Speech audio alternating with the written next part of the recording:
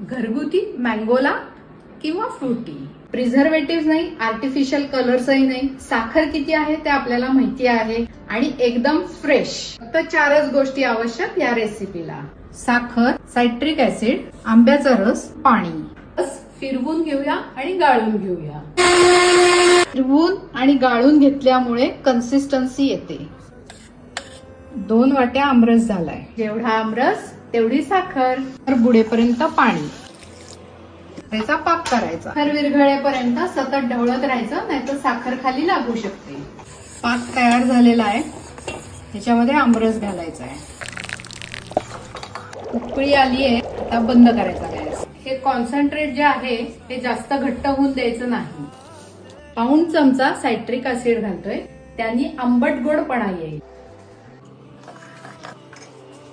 आंबटपणा कमी असेल तर सायट्रिक ऍसिड वाढवूया.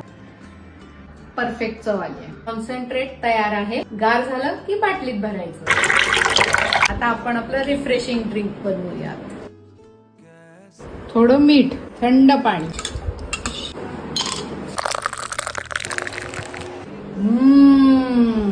एन्जॉय.